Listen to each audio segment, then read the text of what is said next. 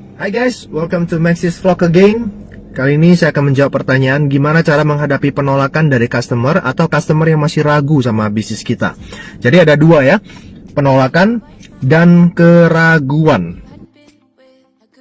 Cara menghadapinya gimana? Simple, hadapi aja dengan ketangguhan mental ya. Gini, kalau kita bicara soal penolakan, kita tidak bisa menghindari yang namanya penolakan. Penolakan itu adalah bagian dari proses yang harus kita lalui. Hadapi aja gitu loh. Anda jangan terlalu reaktif sewaktu ada teman-teman yang menolak Anda. Anda tahu peluang yang Anda tawarkan itu bagus, peluang yang Anda tawarkan itu bisa membantu mereka berubah hidup, produk yang Anda ceritakan kepada mereka juga mungkin membantu kesehatan mereka. Tapi ingat, sebagus apapun bisnis yang Anda berikan, produk yang Anda tawarkan, tetap saja ada yang tolak. Ya, karena penolakan itu hal yang biasa gitu. Dalam dunia bisnis itu penolakan itu hal yang biasa.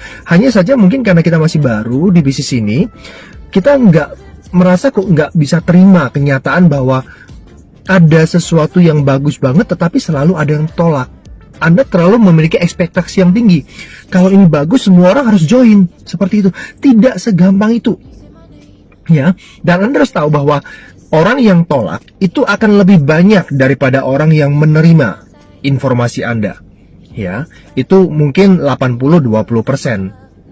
Ada 10 orang yang Anda presentasi, ya hanya mungkin 1 atau 2 orang yang akan bergabung dengan Anda, membeli produk Anda. Tapi sebagian besar say no. Nah, sebagian besar ini Anda nggak bisa hindari.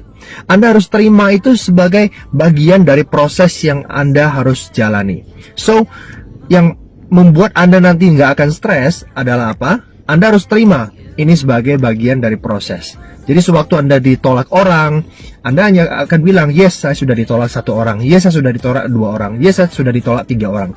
Artinya, semakin banyak yang menolak, semakin besar kemungkinan orang yang akan bergabung berikutnya. Nah, Anda harus punya mindset seperti itu dulu, agar Anda jalankan bisnis ini tidak stres. Ya, jadi cara hadapinya gimana? Ya sudah, hadapi aja, santai saja. Ya, next, cari orang lain yang membutuhkan. Saat ini dia nggak butuh produk Anda, saat ini dia tidak butuh peluang bisnis Anda, tapi tetap bangun hubungan yang baik. Jangan punya wajah ya, orang tolak, saya nggak mau deh, saya tunggu dulu deh, dengan berbagai macam alasan, lalu raut wajah Anda berubah seketika. No, Anda tetap harus sopan, tetap harus feel good, karena penolakan sekarang belum tentu penolakan untuk bulan-bulan berikutnya ya. Yang penting Andanya tetap semangat, Andanya tetap konsisten bangun bisnis ini. Nanti di waktu berikutnya mereka melihat pertumbuhan bisnis Anda. Semakin bagus ternyata hidup Anda setelah menjalankan bisnis ini.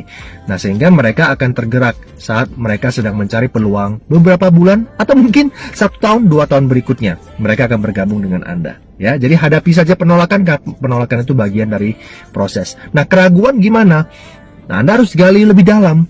Dia ragu karena apa? Gunakan alat bantu untuk meyakinkan mereka. Jangan menggunakan diri Anda untuk meyakinkan. Semakin Anda mau meyakinkan, orang itu semakin ngeblok. Nah, apa yang Anda harus lakukan? Misalkan ajak mereka hadir di pertemuan terdekat, ya, atau Anda punya penjelasan video online melalui website, melalui mana. Nah, Anda gunakan alat bantu tersebut untuk meyakinkan orang itu, agar orang itu tidak ragu. Seperti itu ya. Jadi gunakan alat bantu. Alat bantu itu bisa jadi berupa video online, bisa berupa pertemuan, bisa berupa upline Anda juga. Anda bisa ajak upline Anda untuk bisa bertemu dan bicara lebih jauh lagi. Intinya adalah gali apa yang menjadi kebutuhan prospek Anda. Anda jangan hanya menduga-duga mereka-reka dia itu sebenarnya butuh apa. Ini bisnis ini bisa jalan-jalan loh, padahal dia nggak suka jalan-jalan. Bisnis ini bisa beli mobil loh, bisa ini, bisa itu, padahal dia nggak butuh. Nah, Anda harus gali ya, fact finding, gali apa yang dia butuhkan. Dan Anda hubungkan bahwa bisnis ini bisa membantu dia untuk mendapatkan apa yang dia butuhkan. Nah, dengan demikian ya berharap ya dia tidak ragu. Tapi tetap sekali lagi, Anda tidak bisa memaksa orang untuk bergabung di bisnis ini. Kita hanya mencari orang yang tepat, yaitu orang yang sedang mencari peluang. Nah, kalau dia cocok dengan peluang Anda, dia akan bergabung. Kalau tidak, ya sudah, next, cari yang lain. Anda punya pertanyaan lagi, silakan Anda tanya di kolom komen, saya akan membacanya dan saya